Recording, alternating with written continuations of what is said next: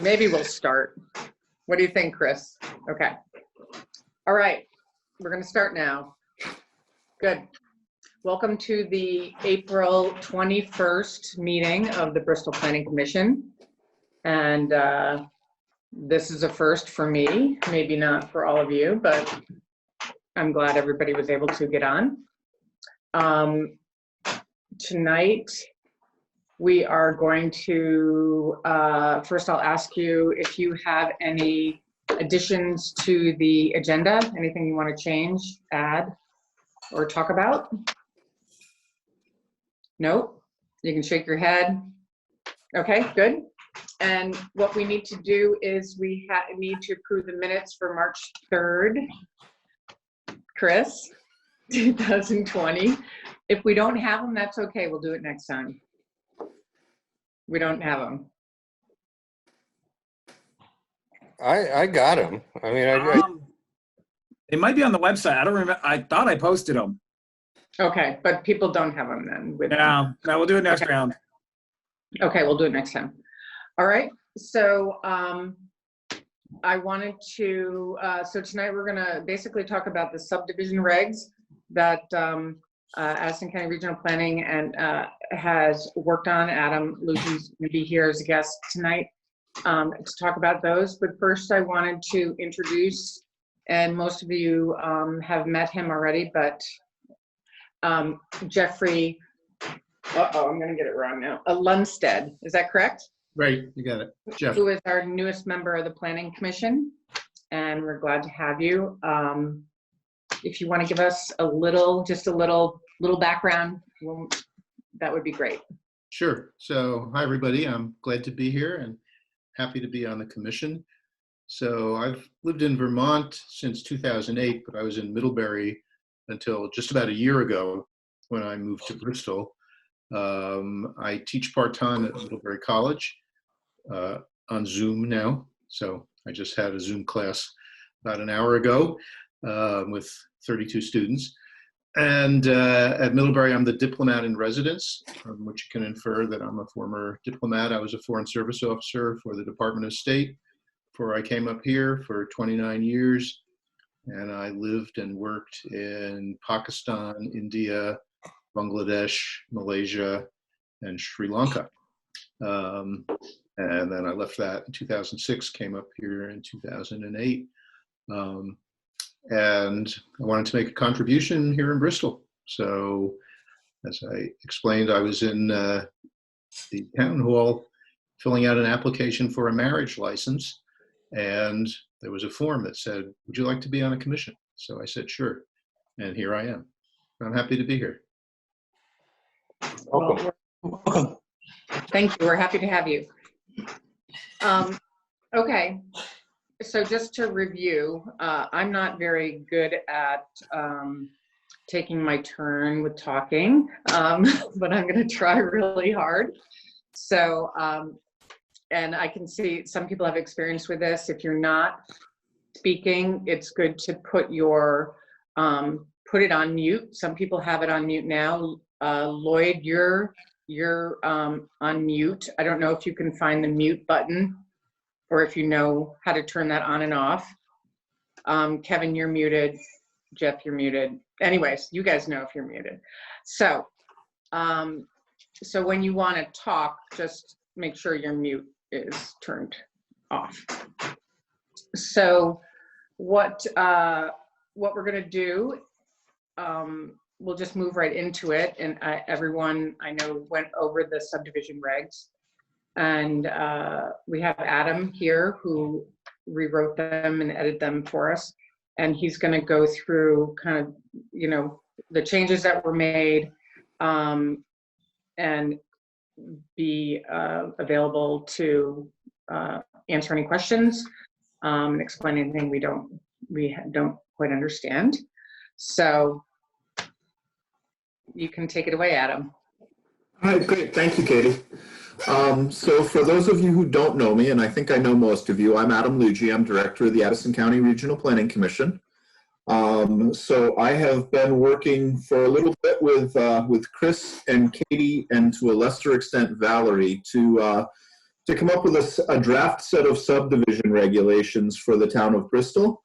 We are adding them into your existing zoning regulations and floodplain regulations that we created redrafted 2 or 3 years ago now. And so I've renamed it a unified development regs. It's still got your zoning, it's still got your floodplain regs. It now has your subdivision regs. That's just why I called it that. So my charge from Valerie and Chris and Katie was to come up with a set of subdivision regulations for the town of Bristol that we thought would be fair and relatively easy to use, but still protect the resources that that Bristol wants to protect. So the draft that I hope you all have before you, is the draft that we came up with. So we added subdivision regulations. Those are in Article 9 of the Unified Development Regulations. As Valerie and Chris requested, I have also enabled a development review board instead of a zoning board of adjustment throughout the regs. Your select board needs to vote on that, but that's how they asked me to draft them, so that I've made that change within the regs. Basically, we'll talk about it as we go through. And then Chris, as your zoning administrator, asked me to make some changes to your existing zoning regs that hadn't necessarily worked for him in his day-to-day job. So you can see those in there as well. In the document that you have before you, and I'm going to pull it up on screen and share it in just a second, all of my changes are in red. So I used track changes to show you what I was doing. If it's in black, it's your existing document. If it's in red, it's a change that I am proposing. It's your document. You don't have to take my proposals. If you don't like them, don't take them. Speak up, let me know. Let's see, if the document is highlighted in yellow, I did it for 2 reasons. One, just to check my sites. So if I'm referring back to section 535, I highlighted that in yellow just to make sure that I knew where all the sites were and I could go back and cross-check them as I was developing the document. And I've left them on just because it still may change. So those sites need to be accurate. And then the other things I highlighted in yellow were questions that I had for you or that Chris had for you. There were things that he wanted to talk about and potentially change. So with that, I'm going to run through the document, I think, from beginning to end. Depending on how we do time-wise, I may skip over some of the zoning sections to make sure we make it to the subdivision sections. But I'm going to try and run through the whole thing tonight. Please feel free to interrupt me and ask questions if you want to. So just turn off your mic and say, "Hey, Adam, I have a question," and we'll talk about it. Let's see. Kevin Hansen sent Katie some questions or comments prior to the this meeting. I have, where I could, I've incorporated his changes. So where he caught some typos and other things, or made some other suggestions that seemed non-controversial, I put them in. Where he asked questions or wanted to know more, I've got those highlighted as well. I don't see him here tonight, but we can talk about him, and then he can, well, you all can talk with him about it. He's here. I am here. Oh, okay, good. I'm sorry, I hadn't seen you before, and I don't know if we've ever met, Kevin, so. So does everyone know Adam? Now you all do. Okay. So Kevin is here. Okay, great, good. So you heard me say I've incorporated your changes, Kevin, where I could, and then where you've asked questions, we'll make sure we go over them. Yes, thank you. Okay, great. Before I start sharing my screen and run right into the document, does anybody have any questions about what we're doing, protocol, where we started, why I did certain things? Adam, this is Tom Wallace. And just a question here, seems to be sort of a template. Is it something that originated from the state, or where did the template come from? The subdivisions are ones that I've developed over time. So I'm sure I picked them up somewhere. I did a lot, honestly, in this revision for the town of Bristol to revise them and try and make them as I would say as easy to read as possible, and also so to make sure that the application criteria reflected the decision criteria. So we were only asking for things that would impact well, the DRB's ability to make a decision. So This same format used in other towns here in Addison County? I have used this format in other towns in Addison County, although I think I like this one better. I spent a fair amount of time, like I said, revising it to make sure that the application criteria matched the decision criteria. I will tell you, when Chris and I talked, we also tried to incorporate a lot of other and not duplicate, incorporate and not duplicate a lot of other state permit criteria.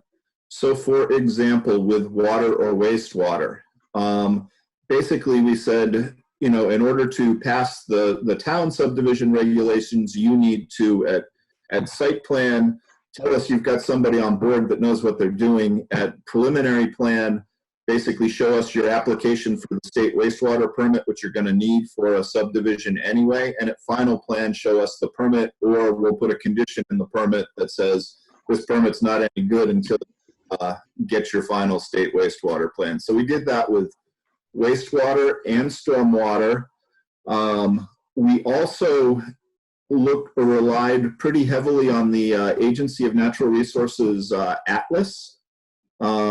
Natural Resources Atlas for certain criteria: streams, floodplains, wetlands, deer yards. We did not use all their criteria. We chose the ones that had what we considered the best fixed maps, the best data. And we didn't want to, since this is the first time Bristol's had subdivision regs, we didn't want to make it a full-blown Act 250 process. So we really focused on the ones that we thought were most important to Bristol. Other towns in Addison County have implemented this same plan. Every town in Addison County has subdivision regulations at this point, except for Shoreham and Bristol. I just that point. Oh, go ahead. I just want to tell you that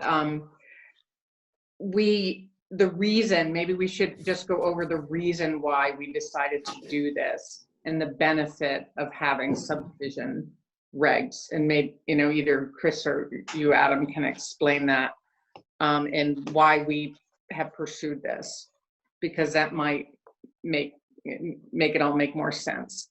Do you want to talk to that, Chris? Sure. So the big driving force is really from a state Act 250 standpoint. Right now, since we don't have subdivision regs, commercial development, anything an acre or greater of commercial development needs to go through Act 250. We've seen that stymie a couple projects. It held up a project. Luckily, the applicants went through the process. During that, the select board really made it clear that that isn't acceptable. There are steps, there are safeguards that we can put in place, still have some control, and not force a very basic commercial development through Act 250. It also expands the number of building lots that a residential subdivision can do. It goes from, I want to say 6 to 10. Am I correct on that one, Adam? Yeah, I thought so. And those are really two driving forces. It doesn't take away anything from our ability to develop the town as we've built our planning documents around. So it's really moving forward. It eases up some of the state controls. And that was really the driving force. And it would make my job a lot easier, to be honest with you. Right now, there's a lot of nebulous stuff that I get thrown that really should go to a DRB, which is what we'll be forming. Also, another question. I have the Development Review Board. It's a separate board than the Planning Commission, obviously. What's the thinking behind having something separate? Yeah, so that's fairly standard. So right now we currently have a ZBA and we have a Planning Commission. The ZBA will be dissolved if this goes through as we plan, and a DRB will be formed. The nice part, so all it's really going to do is in essence rename the ZBA, the Zoning Board of Adjustment, to the DRB, and we'll move basically any quasi-judicial hearings into their realm and not at the Planning Commission level. The planners will be planners, and the Development Review Board will be the review board. It makes it very clear not only for the boards, but it also makes it very clear for the applicant. I have spoke with Kevin Brown, who is the current chair of the ZBA. I spoke with him earlier this week, end of last week actually, and meeting, I'm going to be sending him a copy with any changes we have. He's got some input, and we discussed the transition. He feels that this is a great idea. He's very, so far he's in favor of it. He thinks it's a good step forward, and hopes that most of his board members will want to step forward as well. Thank you. That's all the questions I have for the moment. Just a point of order. I've reviewed the section 9 for the subdivision regulations that I thought that that's what we're going to talk about, but I'm certainly open to talk about the whole document, but I don't want to lose sight of, at least from my perspective, that section 9 was what we were focusing on. Very good. And Kevin, I can definitely do that. I wanted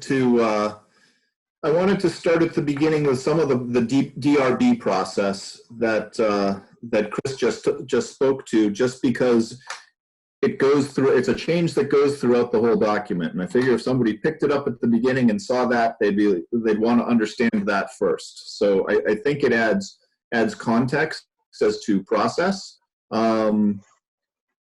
And I'm hoping that I can get through all of them. So if I find we get bogged down before we get to subdivision, then I will move it along and make sure we get to subdivision and skip some other stuff for later.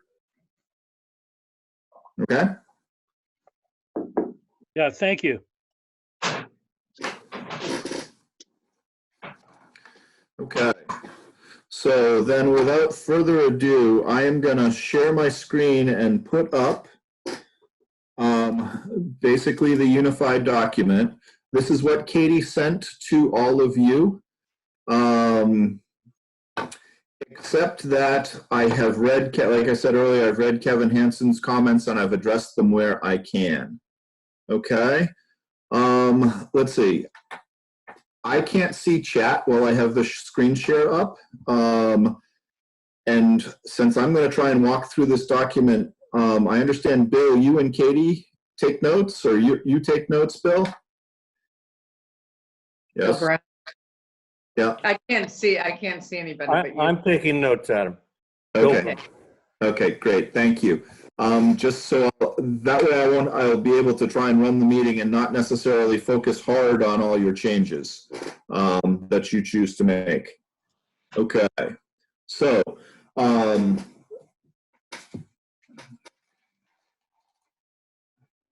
let's see. I'm going to start you off on in your intro on page 8. So this is an intro from the Planning Commission. We wrote it last time we did the zoning regulations. Kevin, you had a couple of corrections in there. You were right. What I wanted to just say to you, where's page 8? Here we go.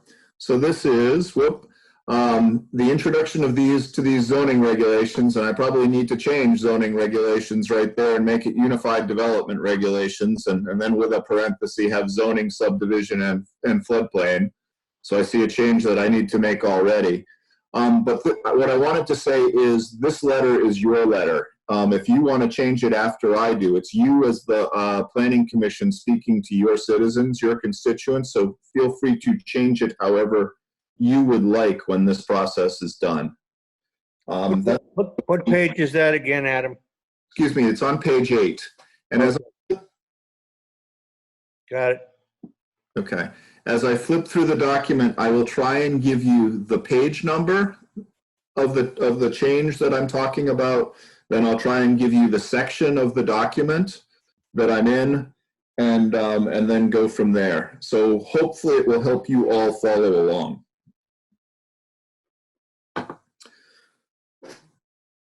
Let's see. Next, I am going to go to Planning Commission DRB. And that's ubiquitous throughout the document. I'm going to take you actually all the way up to Article 3. We didn't make any changes in Article 1 or Article 2. So Article 1 is kind of, I'll call it introduction preparation. Article 2 is your zones, it's your uses, it's your setbacks, it's all of your standards. We did nothing to change your zoning there. So Article 1, enactment, intent, organization stays exactly the same. Article 2, establishment of zoning districts, zoning map, all of your uses, all of those other things. We did not make any changes to any of your districts or any of your uses. You can if you choose to, but that wasn't part of my assignment here. So I just want to make that clear to all of you. So I'm going to fast forward to let's see, Article 3 on page 38. If you have questions, please feel free to stop me and speak up.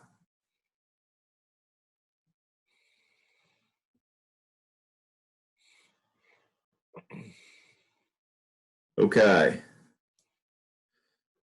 So this is the administrative section of your zoning regs. This is basically what I'm going to call the process section of your zoning regs. 329. The first portion of the process section really deals with the review by the zoning administrator, Chris. That has not changed either. Someone who just needs a by right permit, building a simple house or doing a permitted use can just go to Chris and get a permit. Where the process changes a little bit is in section 330. And this is the section that deals with the change from a planning commission and a zoning board of adjustment to a planning commission and a development review board. So basically you will see we've taken out the references to the zoning and board of adjustment. We've replaced it with development review board. And like Chris said, the planning commission, you all lose some duties. You lose, you would lose your quasi-judicial review of site plans. You would lose your quasi-judicial review of rights of way, and you would lose your quasi-judicial review of subdivisions and PUDs.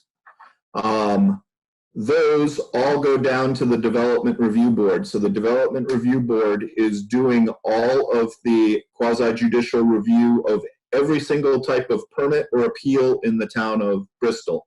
So if someone's appealing a decision that your zoning administrator makes, that would go to the development review board. If someone's looking for a conditional use permit, that would go to a development review board. A variance would go to the development review board. All of your hearings go there. Anybody have any questions about that? And actually, Kevin, this highlighted in blue, the board shall consist of a majority of legal residents of the town of Bristol, and you asked whether it has to be all or not.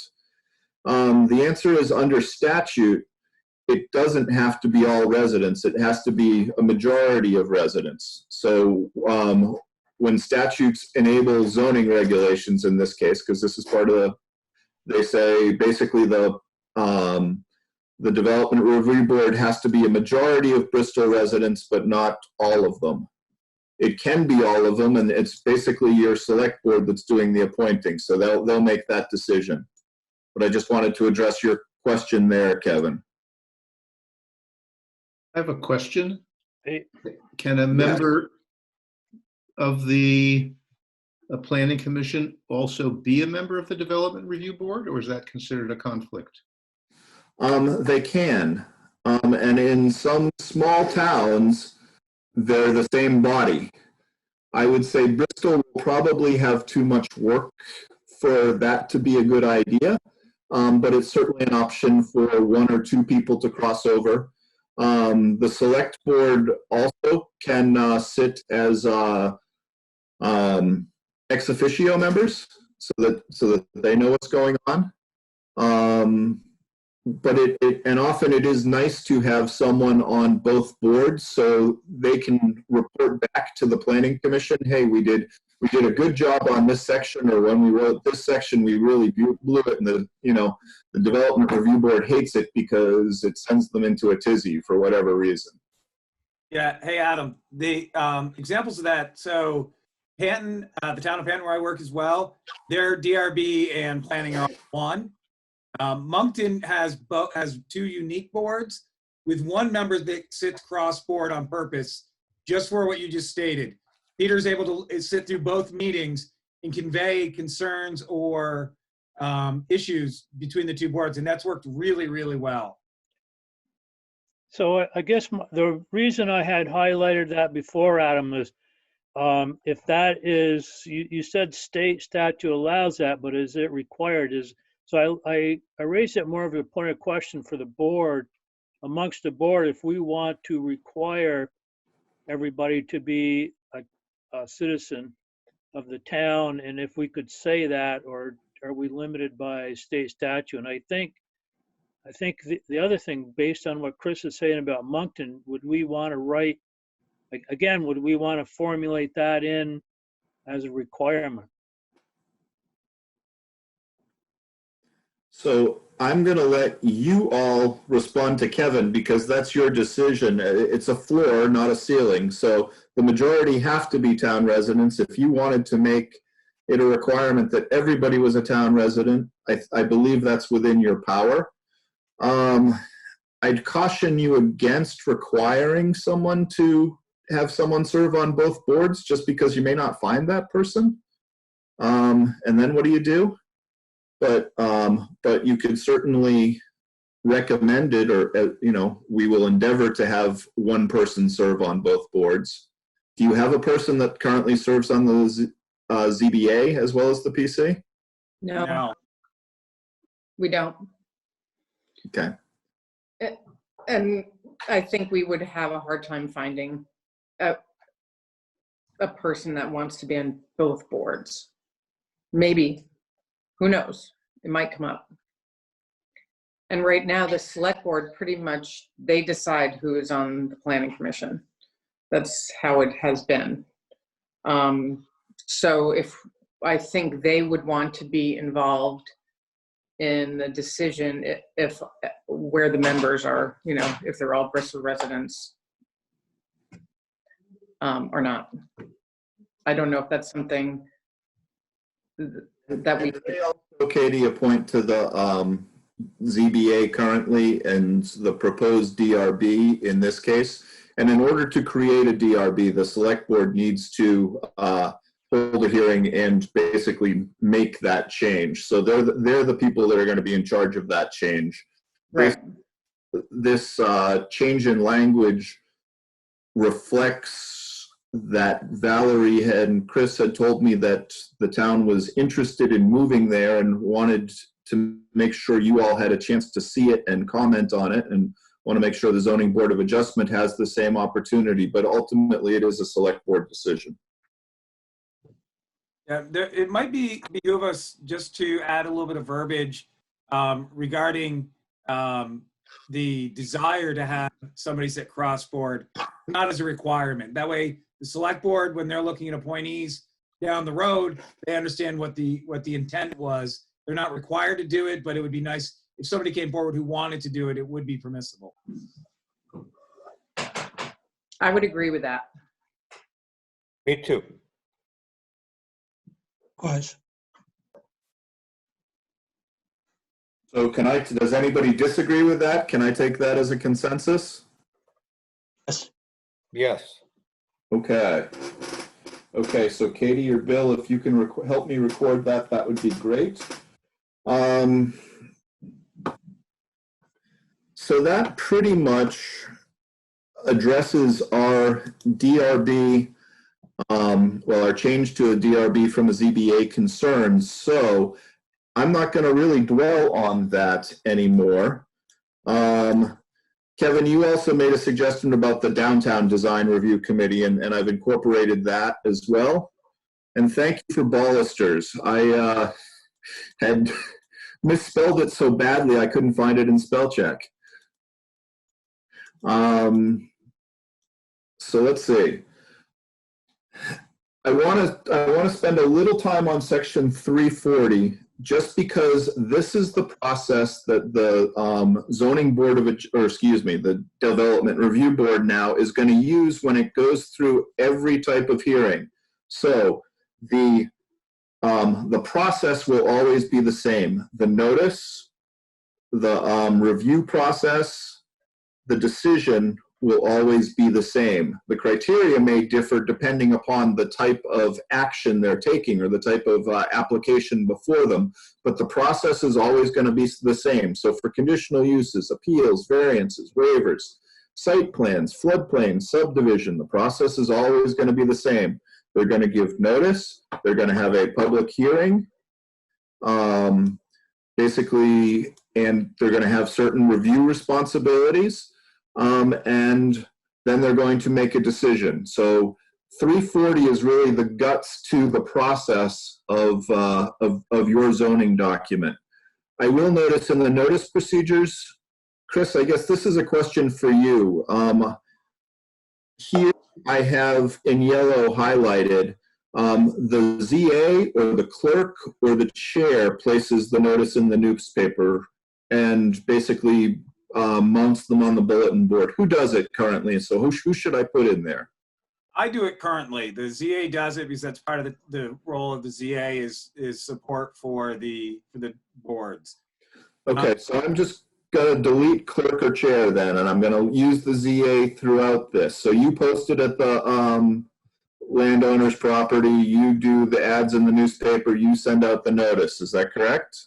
Right. We send the poster to the landowner. Yeah, they actually physically post.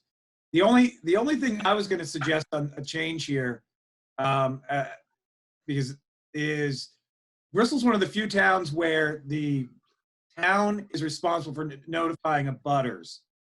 Every other community that I've worked with requires the applicant to. So in section 1, subsection A, subsection 3.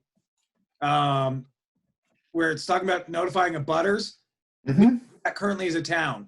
Every other community requires the applicant to do it and then just show proof that such notification has occurred. So that's one change that I'd like to work with. I can put some verbiage together for you, Adam, and send it to you this week if you want. So you would be the notifier.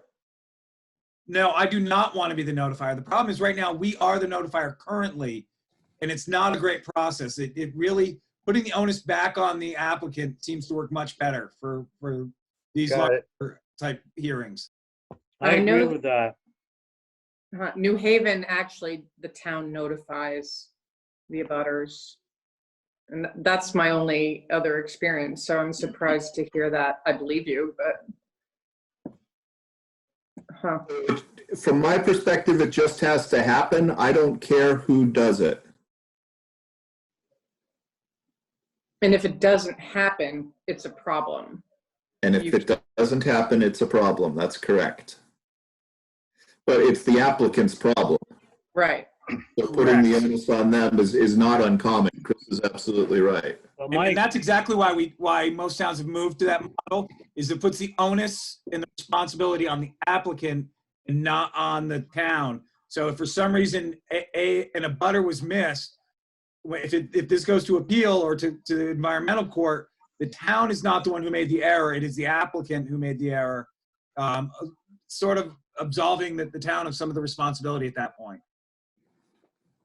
My experience, particularly with 250, is exactly the same thing. Is you, as the applicant, notify the abutters and you certify and list out who you've notified and how you've notified them and show the evidence of that. I tend to agree with Chris that it makes a lot of sense to do that. Okay, can I take that as a consensus of the planning commission? Okay with it. I'm okay with that. I'm good with that. Okay. So I'll send you some verbiage on that later this week, Adam. Again, what article was that referring to? 340, Okay. 340. that was section.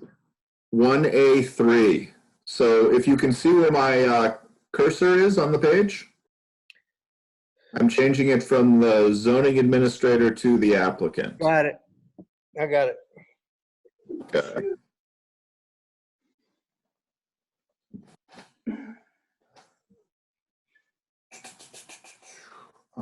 Public notice regs over hearing. Okay. Excuse me, I just needed to check my notes.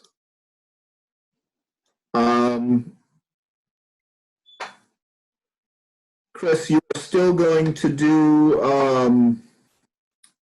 the posting of the notice within the towns, or actually this is the same thing. This is just some site plans have a 7-day hearing as to right-of-ways and some other things, so I'll just make this one reflect the one above.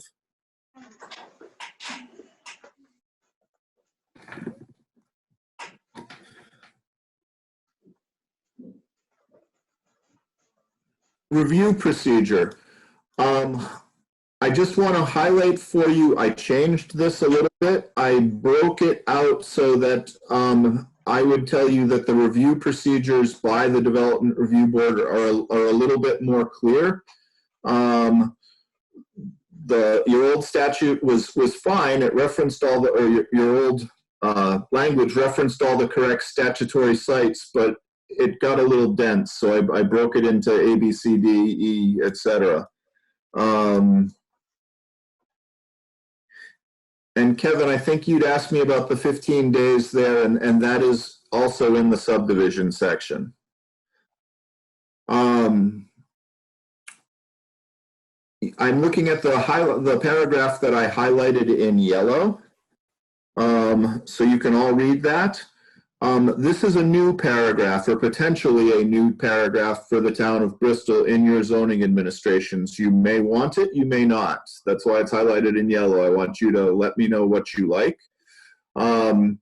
So it deals with when an applicant proposes to construct improvements that the town will have ownership over, or it connects to town-owned infrastructure. So let's say a subdivision is building a road and wants the town to take the road. Or they're extending the water system and want the town to take the water system back.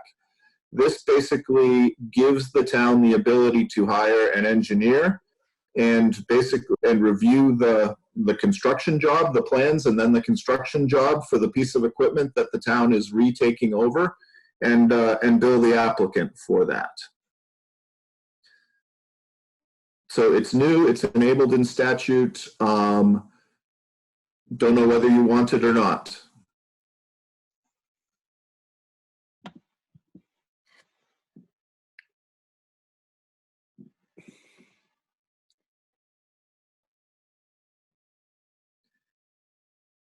Would you like me to keep going, and you all can think about that question? I just like, can you give another example of that so I get my head straight on it? Sure. So let's say I'm doing a subdivision, and I need to build a road, and I want the town to take over the road. So I want the town responsible for the maintenance of the road in the future and for plowing the road in the winter and such. And the town's amenable to it, but it wants me to build the road to a certain standard. This provision gives the town the ability of an engineer to, one, set the standard, and two, basically inspect the road and make sure that the road meets the standard before the town takes it. That sounds reasonable to me. Agree. I think that it's a discretionary thing because it may require, it's not that you have to. So based on the complexity of the project, you may require that or you may waive it, which I'm agreeable with that as well. And yes, I purposely set it up as may, like you say, depending on the complexity of it, it may be necessary, it may not. Is this a standard procedure? It's enabled in statute, so yes, it can be standard. Not every town has it in their zoning, but it's in a lot. And it's especially in a lot of the places with bigger subdivisions where they are being asked to take more. Happen as much in more rural towns. And it's the DRB that would decide whether this was required. That's correct. Seems reasonable. I find, I find this more important, particularly in a village situation with water. Make sure that any sort of underground utilities that are put in place are done properly before the town takes them over. Okay, it sounds like we have consensus on that, so I'm going to unhighlight it. And then again, that's section 340I. That is section 340. Hold on. 2I. 8I. Section 342I. Got it. Yep. Thank you. Okay.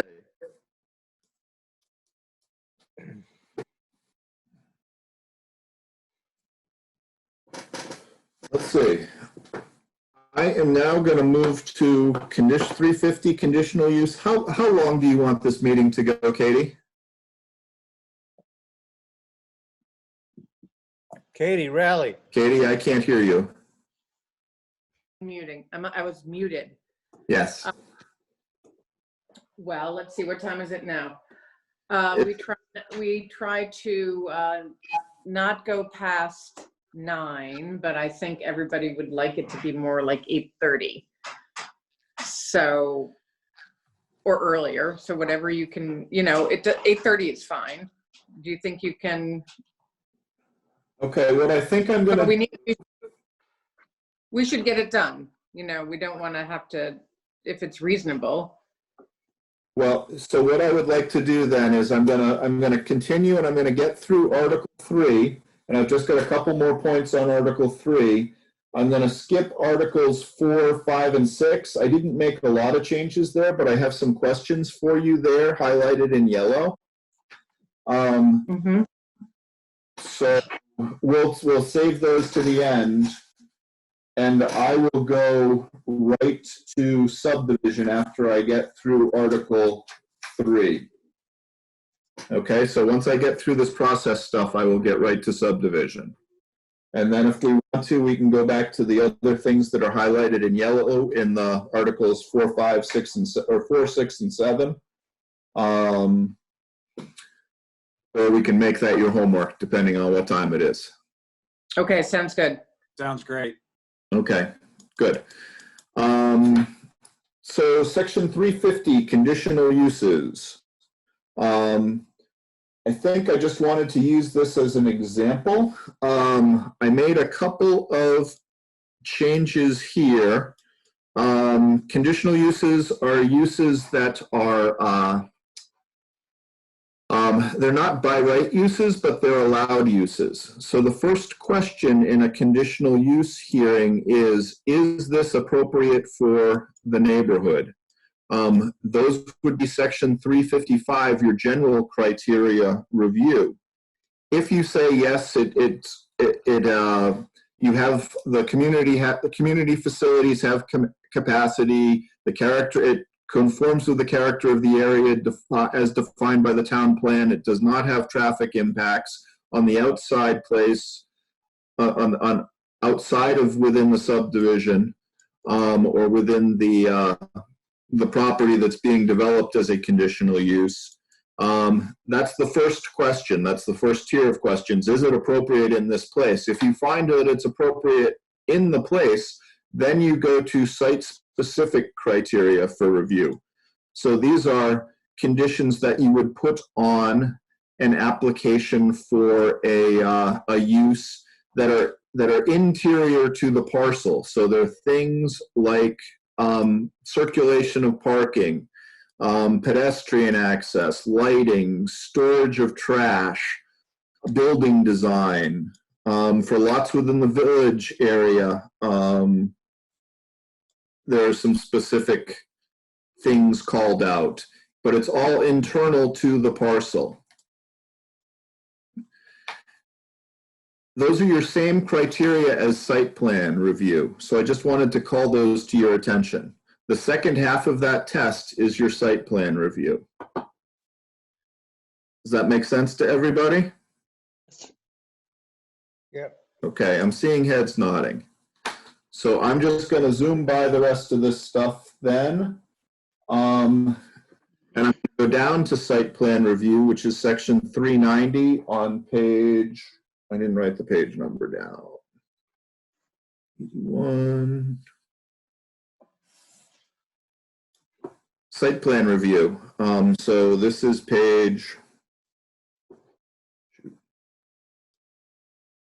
your box has my page numbers, page 50. So we're halfway down already. I want to stop here because I am taking planned unit development review out of site plan review, or kind of the other reviews, because if you're doing a planned unit development, you're automatically going to be subject to subdivision review. And I have included basically the PUD standards, the planned unit development standards, as a portion of the subdivision application criteria. Okay? Yep. Okay. Then I don't need to tell you any more about that. Question about that. Go ahead. So you're saying that if you're looking at a plan unit development, it automatically goes to subdivision That's correct. view. Yes. Okay, my understanding was that it was separate from that, but is that by statute? No, not necessarily, but what planned unit development does is give in this case, DRB, the ability to waive certain setback requirements that are normal to the zoning. So let's say your zoning normally requires every lot be a minimum of 2 acres.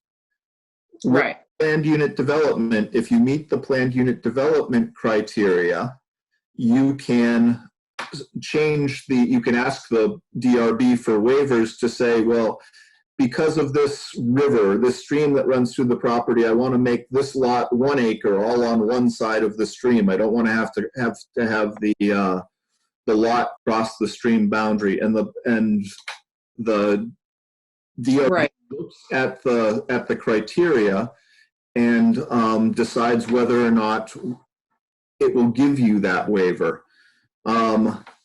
PUDs really are for the development of land, though, just like subdivision is. You could do it all in one big parcel, but you're doing almost exactly the same thing without changing fee ownership. So it fits nicely as a subsection of your subdivision regulations.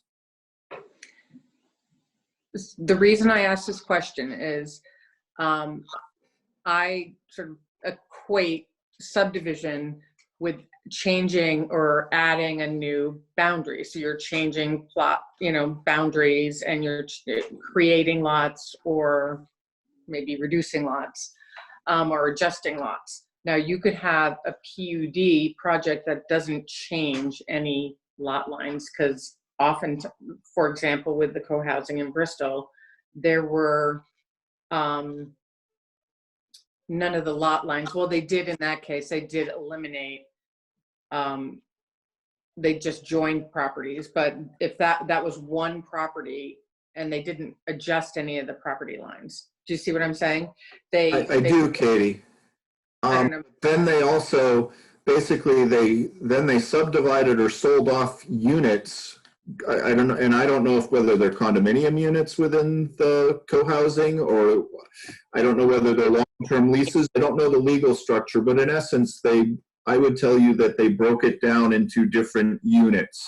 So they didn't necessarily sell them outright, but they used some other type of legal mechanism to, in essence, subdivide and divide ownership in the property so that different either house owners there or apartment owners there do own some sub portion of that parcel.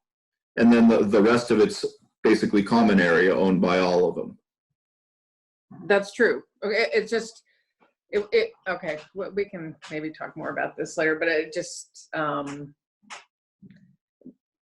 I guess as going back to the point of, I always equated it with actually changing a boundary or changing a property line that then was recorded in the records on a Mylar, and that was not the process here because there were no changed property boundaries. But I see what you're saying is true. They do own the insides of their units, and no one owns. All the land is in common ownership, but we don't need to get bogged down with this right now because I want you to keep moving forward. But I just want to throw that out there to think about. All right. Well, let's make sure we talk about it. Okay. I mean, I've always looked at PUD as a subset of subdivision. It's not one or the other. You can do a subdivision without a PUD, but with a PUD, you really are still applying your subdivision standards and concepts. Okay. So let's see. I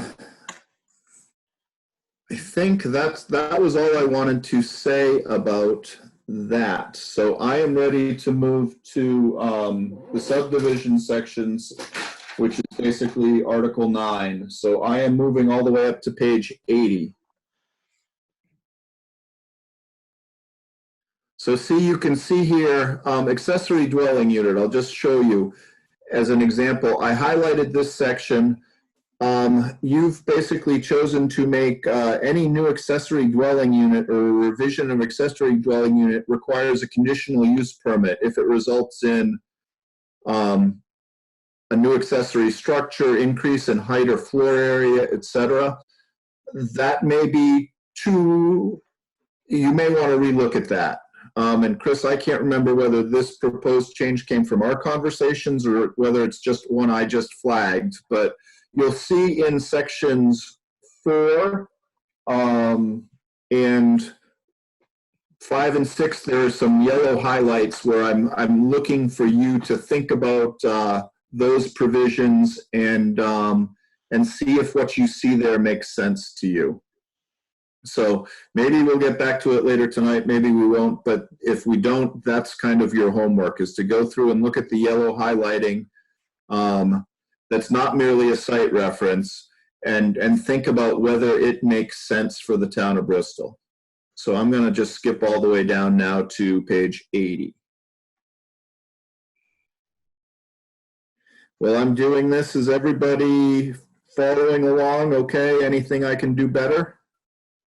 Well, Okay. So subdivision regulations, and this, we talked a little bit about the purpose beforehand.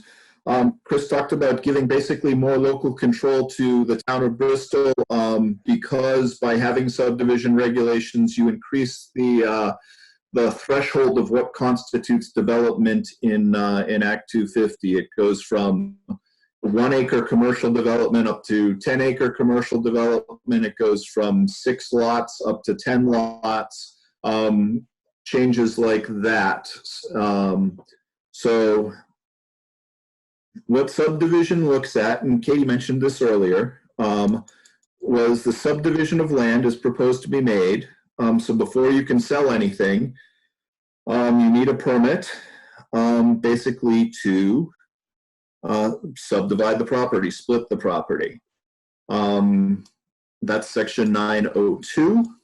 903 gives you a general overview of the process.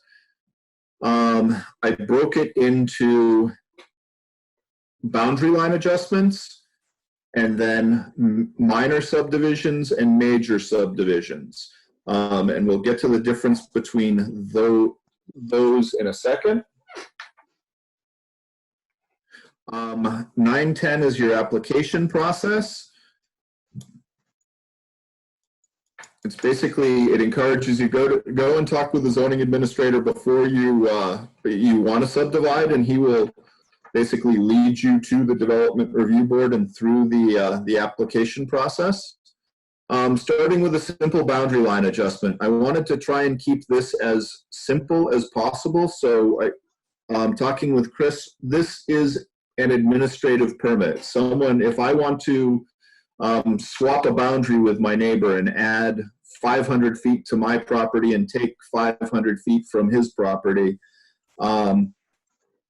assuming I don't violate any of your setback regulations, we can do that with basically a simple permit from the zoning administrator. So tried to keep it relatively process-free. I say simple boundary line adjustments.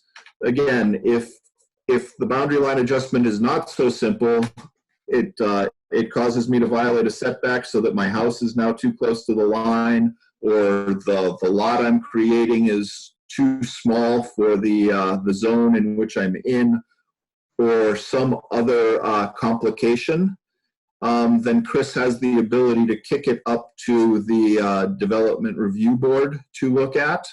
But we're going to, but the simple ones we're going to let him do and get done quickly, easily. They still will need to record a plat depicting the boundary line adjustment.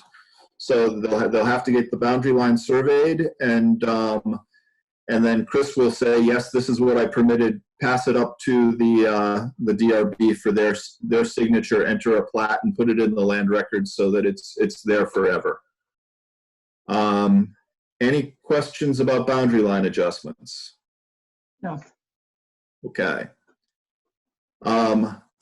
If you are subdividing properties, splitting a property into basically two or more pieces then, so creating a new parcel, everything starts with sketch plan review. The way I've set up sketch plan review, section 920, is that the sketch plan review is an informal conversation between the applicant and the DRB.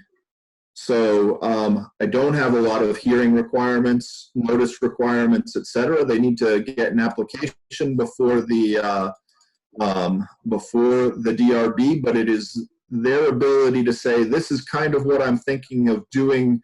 Does it meet your needs? So I am following statute. Hearings will be required later on when it becomes a more formal process, but I've set up this sketch plan or sketch plan review here to be a more informal process. The DRB will not be making any substantive decisions in sketch plan, but actually in the applications you can see the standards are a lot less formal. I'm not asking for permits. I'm asking for basically something that you can show informally the development review board what you want to do.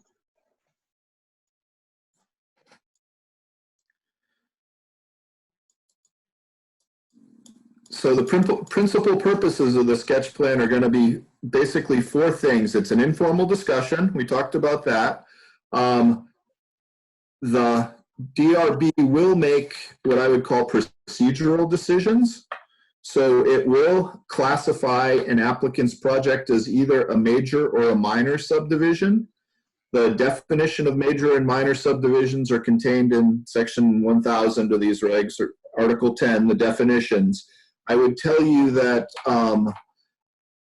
A minor subdivision is basically 3 lots or less. A major subdivision is 4 or more, and or it involves a commercial subdivision, or it involves the building of a new road. And the reason I tied it to 3 lots versus 4 as kind of our boundary line is because a driveway can serve 3 lots. It's got to be a private road, private public road to serve 4 or more. So that's why I chose that as a delineation between the two. Kevin, I know you had a question as to whether or not that might be too small and whether the threshold for a major might be greater.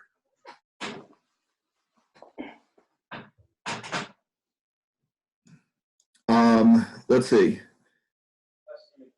The other things that they'll do at sketch plan is determine whether the applicant intends to use the PUD provisions. So are they asking for any waivers of anything in the zone? And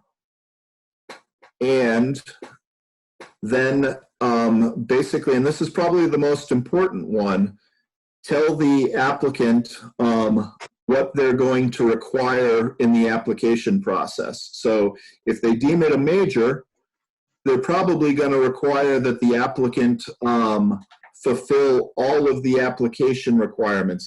So for example, if I own a farm and I'm selling 20 acres of a field, I'm selling 1 field to my next door neighbor who also owns a farm. So I'm only selling 1 lot and dividing off 20 acres and selling it. That might be a minor application. And if it's intended to be kept as a field, it doesn't make any sense for the DRB to ask for wastewater permits or water permits or stormwater permits or a number of those things because it's intended to be kept as a farm field.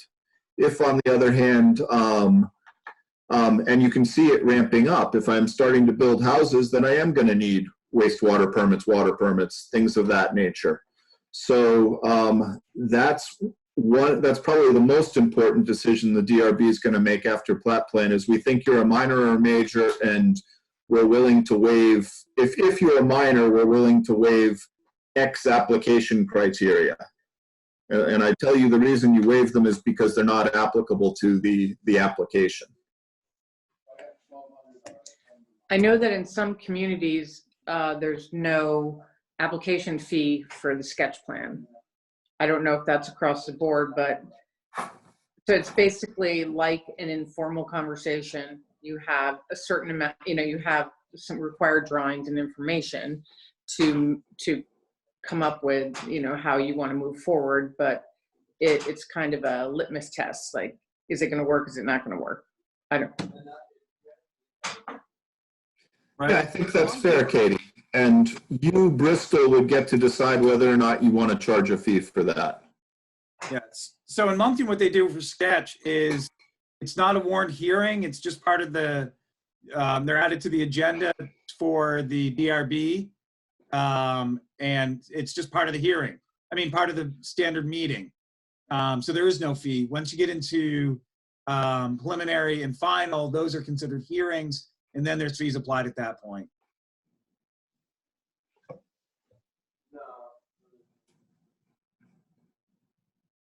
Everybody okay with sketch plan so far? Understand where we're going? Okay. I'm going to move on to preliminary plat. Preliminary would be for a major. A final plat would be for a minor. So depending upon the decision that the DRB made at sketch plan, is it a major or is it a minor? They either move to preliminary for a major or final for a minor. The differences between a major and minor are a major will require a preliminary plat hearing and a final plat hearing. So basically 2 hearings. A minor only requires 1. And the Development Review Board has the ability. So minor subdivisions require 1 hearing in the Development Review Board. Because minor subdivisions are presumed to be smaller in size and impact, The review criteria for minor subdivisions may be more limited, and the Development Review Board may waive some of the applicable criteria, which is what we just talked about.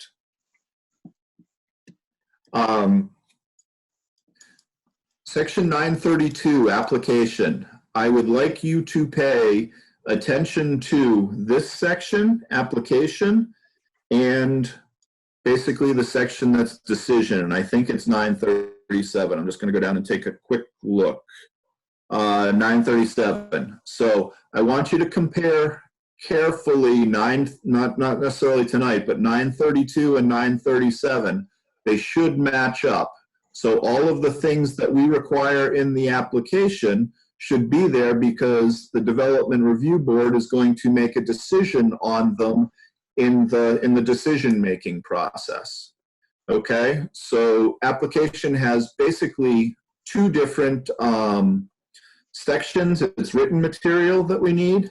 So just ownership and administration. You've got permission to subdivide the property. You own it, or you have basically a letter of agency from the owner. Zoning districts. So the first thing we look at is what zoning district are you in? What lots are there? What's the existing condition? Describe it for me. So that we know basically the rules of the game for your zoning. 3,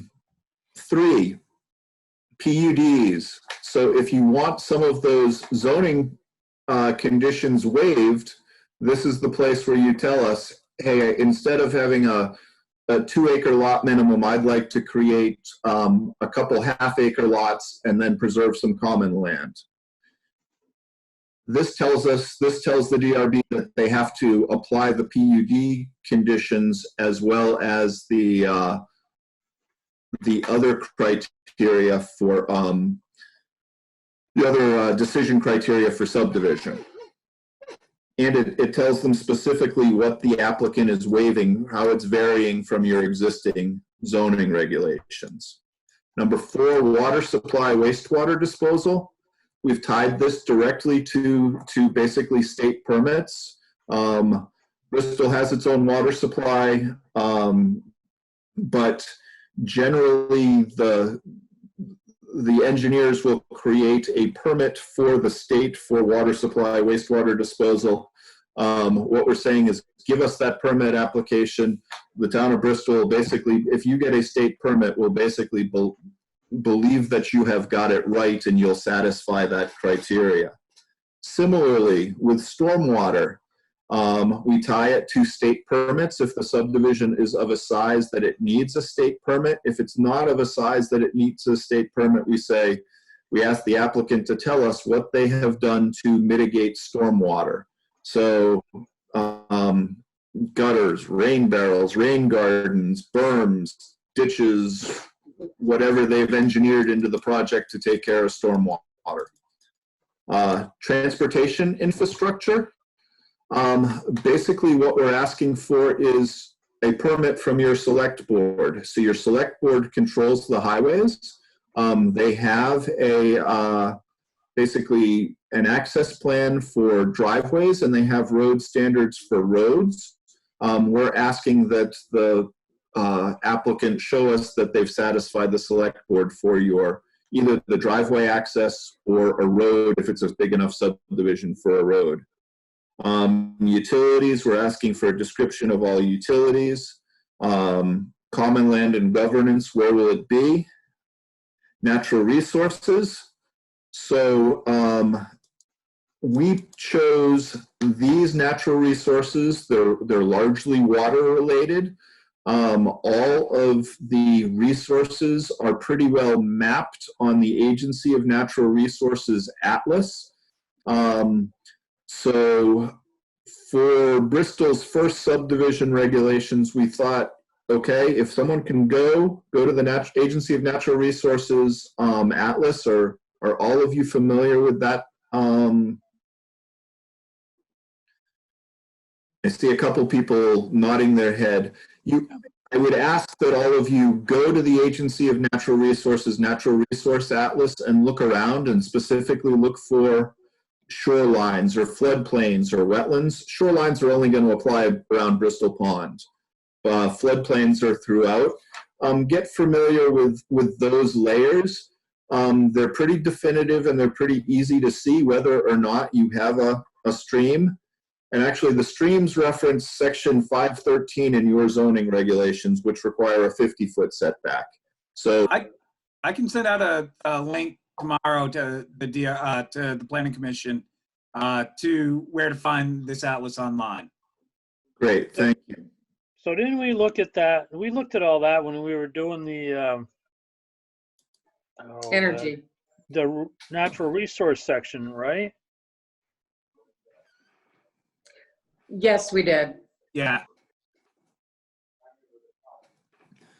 So we chose that because it's a good publicly available resource. And again, these layers are easy to find on there, and they're pretty well defined. So we thought it was a good way to protect the resources, but not put a lot of burden on the landowner to come up and do a site-specific study, which might cost them a lot of money. Now, they might have to do that if they're going through Act 250, but we chose, at least in this draft as it's proposed, not to make them do that if they're going for the town of Bristol.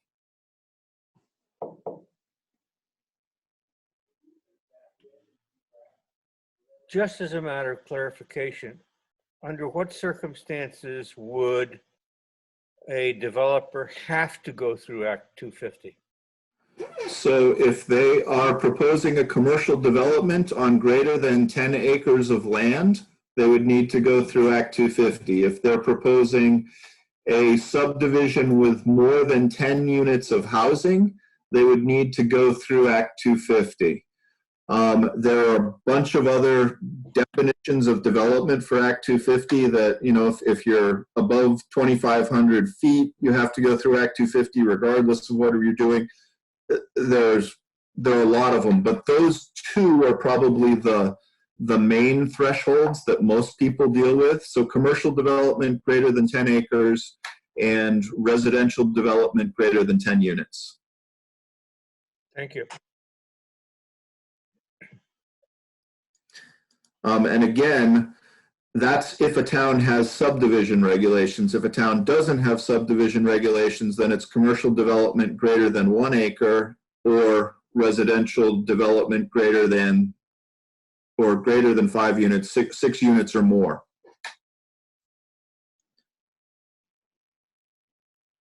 So in addition to the written description above, that we just went through, we're also asking for a plat plan. The plat plan is going to be technically your boundaries. So I'm subdividing lots A, B, and C. And then we're also asking for a site plan in support of that. The site plan is everything else. So think of the plat plan as your survey plat, your survey, and the site plan as a lot of the detail that you would put on top of that. So it could be the location of a wastewater system or a water system or a stormwater system, or I'm preserving this tree, or there's a wetland over there and I'm staying over there. The site plan kind of adds the details. The plat plan is the legal document that shows where the lots that are being subdivided are. Okay? These criteria basically match the criteria above. So tell me what you're doing and then show me how it fits on the plans. Does that make sense to everybody? Yep. Yeah. Okay. And again, you can see the reference to the Agency of Natural Resources Atlas and the specific data layers that we're asking them to show on the site plan. And if they're not there, it means the resource isn't there and they don't have to worry about it.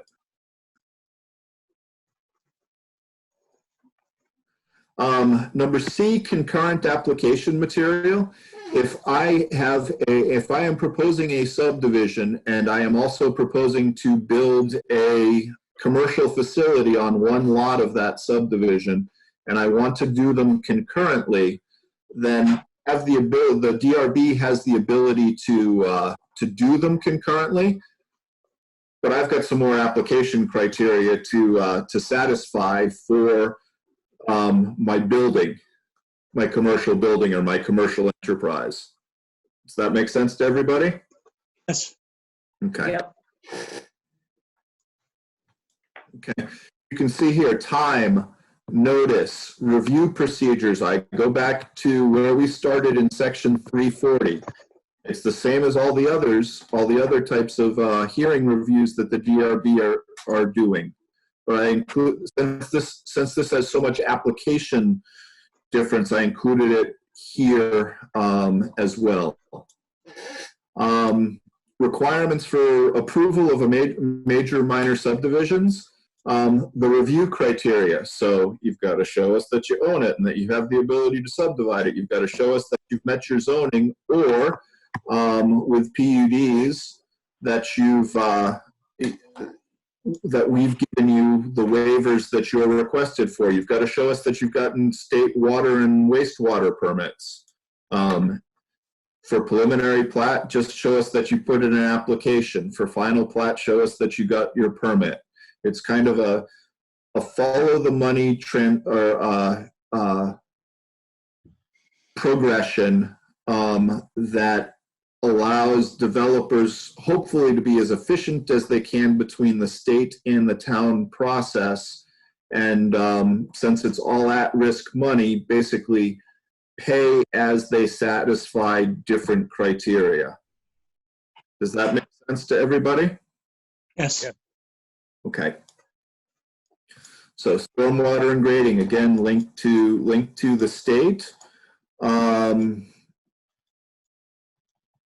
But then again, if you're smaller, if you're a minor subdivision and you're smaller than the state stormwater, show us what you did to reasonably mitigate stormwater from this property. And property is all different. It's hard to know what that might be, even if they're under the state threshold. But they have the ability to show you that they've done it, and you can make that determination. Transportation infrastructure, we talked about town roads. We talked about basically the select board having a permit. In number C, I have highlighted, letter C, I have highlighted. All new roads, whether public or private, shall comply with the Vermont Agency of Transportation Vermont State Design Standards. 1997, I highlighted it because that's a different standard than your select board currently uses. I would tell you it's a way better standard than what your select board uses, and I want to go to the select board to their road permit and ask them to make this change. Right now they use two standards. One is called I believe it's A76 are the roadway standards, and it regardless of the traffic that is going to be on that road, they require 10-foot lanes and 4-foot shoulders and paved and curbed, and honestly, for some small private roads, they require them to be overbuilt. The state standards are actually much more geared to smaller towns, believe it or not, and do a much better job of saying, well, if you have projected traffic on your roadway of less than 100 vehicles, you can have 8-foot lanes. If you and no shoulders. If you have projected traffic of less than 500 vehicles, you can have 10-foot lanes. It does a much better job of scaling the infrastructure to the demands that are going to be on it. So I'm making this recommendation. I think I put a link to the standards right in the document so that you can use it, and I'd go to rural roads. So right here, this is where you can find that document on the Agency of Transportation's website. You can compare it to the standard, the A76 standards that your select board currently uses, and make your own decision. Okay.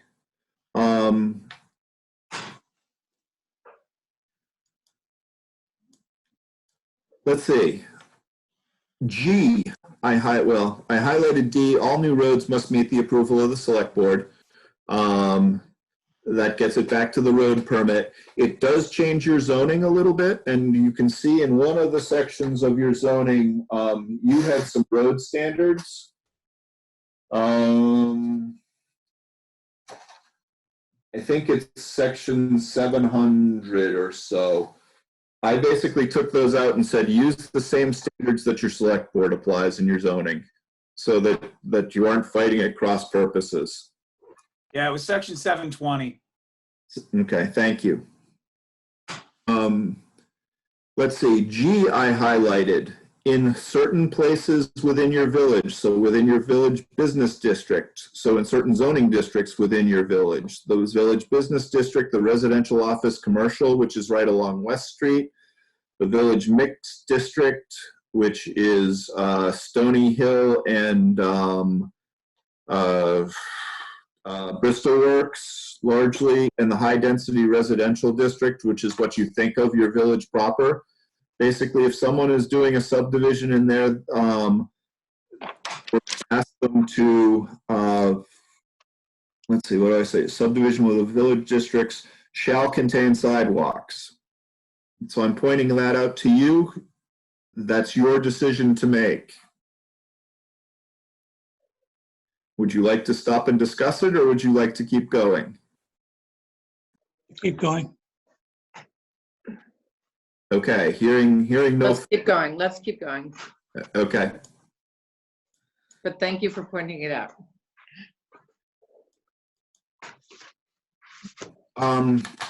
Utility easements, I have 20 feet for utility easements. Your regulations currently have two different requirements for right-of-way. One is 50 feet for a conditional use and one is 35 feet for a permitted use. I kept those in here as that. That can be your decision again. Evan, you had a question here about, this basically says, as one of your decision criteria, distribution systems should be built underground, except when affordability, technology, and/or distance or terrain makes it economically unfeasible. The applicant shall bear the burden of demonstrating economic hardship. So you wanted to discuss that. You said it was an attractive feature, but has limited use in town, I think. Yeah, I think it merits, and I don't know if we need to do it tonight, but Okay. I mean, that's a standard clause, put everything in the ground, but once you start going distances and stuff like that, it may or may not make it worthwhile. And this type of language can, where the applicant needs to bear the burden of demonstrating economic hardship, can just turn things in a circle. So seems, and maybe I'm the only one that feels that way, but it seems like we should encourage it but not require it in a sense that it becomes inferred as a requirement.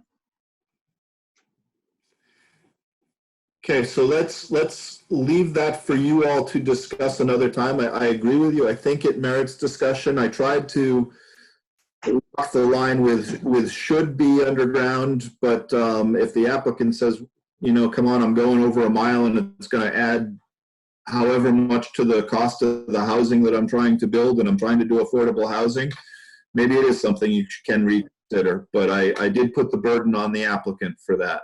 So food for discussion further.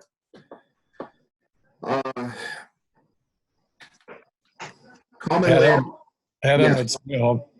Hi, Bill. Leave that one. I'd like to flag it also. Would that include electric power lines? Yes.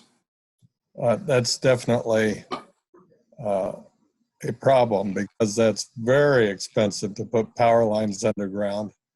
And sometimes it makes good sense. It's a marketing feature for the developer. But if there's any distance at all, it can multiply by 3 or 5 or even 10 times the cost. And if you had an interest group or an opponent who wanted to argue that was not a hardship, it could become a protracted and expensive and contentious debate. So I think we should we should not give the impression that it would be the norm to put power underground. Okay. Thank you, Bill. I get it. I'm going to let you all have that discussion another night, but I will absolutely leave it flagged for you. Okay, good.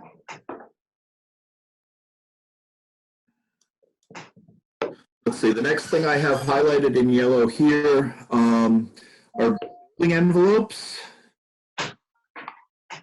And surrounding the disturbed area of construction and limiting cutting trees outside such envelope.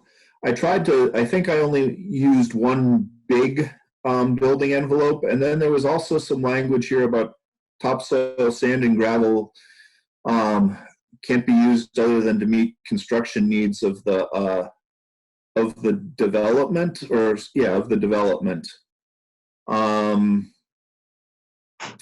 I highlighted this, I highlighted this for you because you may want them or not.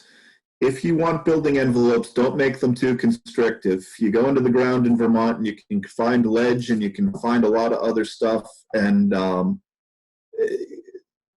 you're not regulating this to the foot. Construction just doesn't work that way up here. The other things about sand and gravel or berming or landscaping, again, I'll leave to you. But I did highlight it, and I did, I guess I'd say, discriminate between the village and the and outer areas as far as landscaping or what trees or street trees might be appropriate or things of that nature, because they're different. The character of each area is different, and we need to recognize that as we apply the regulations, or I would encourage you to recognize that as you apply those regulations.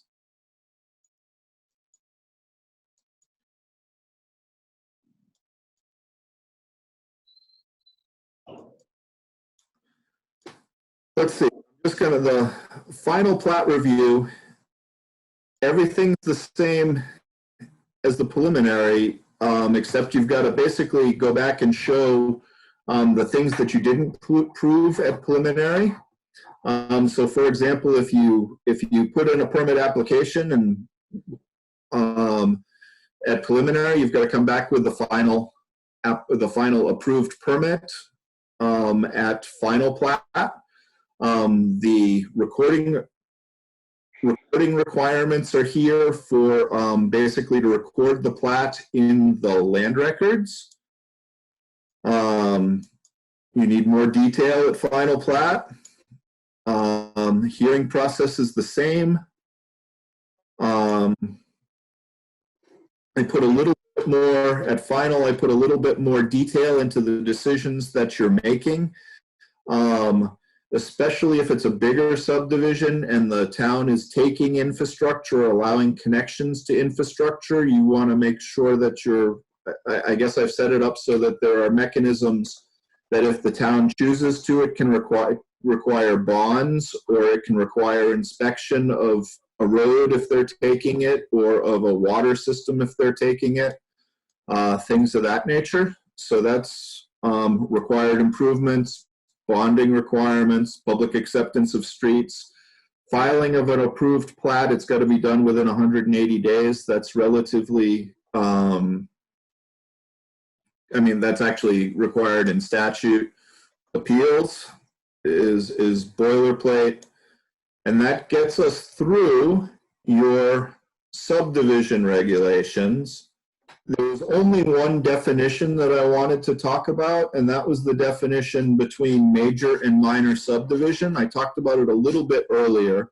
In your definition sections, I added some definitions. Where I added them, I basically put FH in front of them. So it's a definition that came from I moved it from your flood hazard area to definitions in total. So all your definitions are in the same place, but I labeled it as flood hazard. If I put an S in front of it, it's a definition. So subdivision, S subdivision boundary line adjustment. So you can see the definitions that I added. The only one I wanted to highlight for you was the definition of a major and minor subdivision. And I talked a little bit about it beforehand. Where's the it's going to be subdivision major. Sorry.